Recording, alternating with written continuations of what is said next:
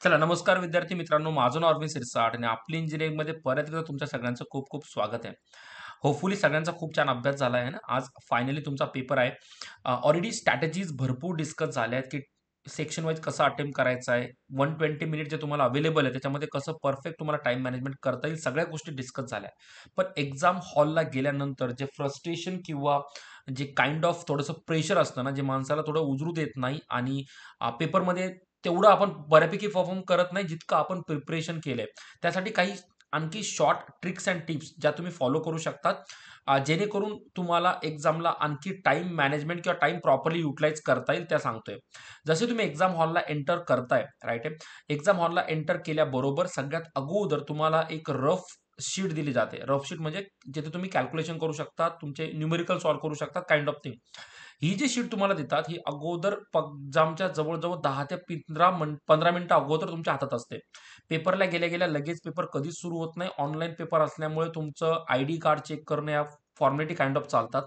एक विंडो तुमच्यासमोर ओपन असते, ज्याचा पासवर्ड तुम्हाला तिथे गेल्यावर दिला जातो. जसा पासवर्ड एंटर होतो, तसा एक काउंटडाऊन सुरू होतो वेळेचा आणि त्या एका परफेक्ट वेळेस सगळ्यांची एक्झाम सारखीच सुरुवात होते. मग माझ्याकडे जी रफशीट अवेलेबल असते 10 ते 15 मिनिटामध्ये, जे तुम्ही जस्ट नॉर्मल बसलेले असतात, आयडल बसलेले असतात ना, तो वेळ तुम्ही एक युटिलाइज करू शकता तुमच्या टाईम मॅनेजमेंटसाठी. त्या वेळेमध्ये त्या रफशीटमध्ये तुम्ही तुमच्या रिझनिंगचे जसे ए टू झेड लेटर असतात बरोबर, त्याचे नंबरिंगचे क्वेश्चन येतात सीरीजमध्ये.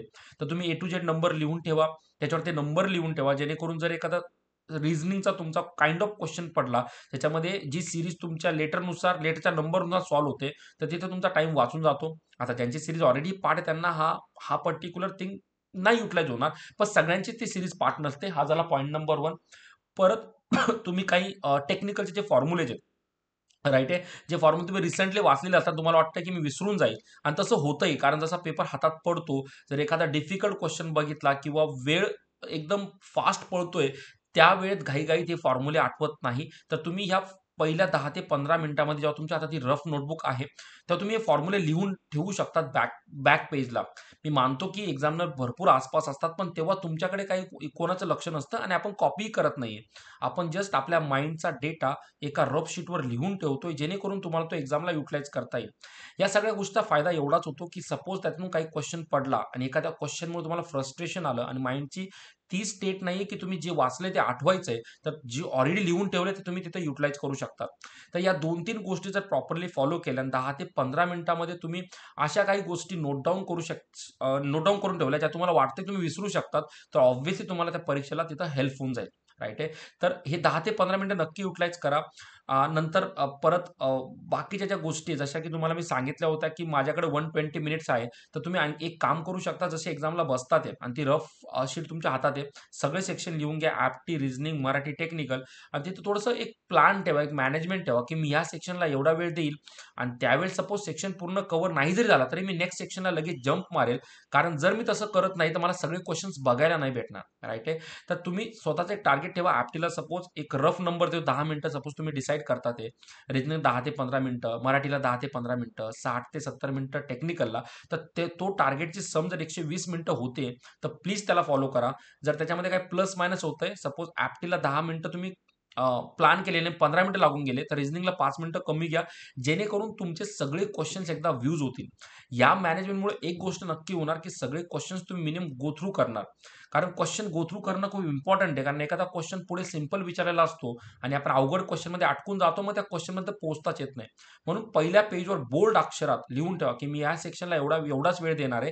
जेणेकरून तो फॉलो करून कमीत कमी तुम्ही योग्य वेळेत पेपर तुमचा कंप्लीट बघणं होऊन जाईल.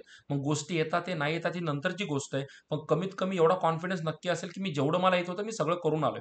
क्लिअर आहे? या 2-3 गोष्टी फॉलो करा. बाकी जास्त प्रेशर घेऊ नका. नॉर्मली एक्झामला जसं तुम्ही घरी आतापर्यंत माझी ज्यांनी ऑनलाईन टेस्ट सिरीज घेतली असेल, त्यांनी जशी नॉर्मली घरी दिली आहे, तसेच नॉर्मल झोनमध्ये द्या. परीक्षा म्हणजे काहीच आगळं-वेगळं नसतं. जे आपण आत्तापर्यंत मेहनत घेतली आहे, तेच क्वेश्चन्स परीक्षेला असतात. फक्त कॉन्सेप्ट आठवण्यापुरती आणि टाईमची एक प्रॉपर स्टेटस ठेवणं एवढंच महत्त्वाचं असतं, जेणेकरून सगळ्या गोष्टी पटापट आठवतील आणि तुम्हाला ते रिकॉल होतील. तेवढंच इम्पॉर्टंट आहे. क्लिअर आहे?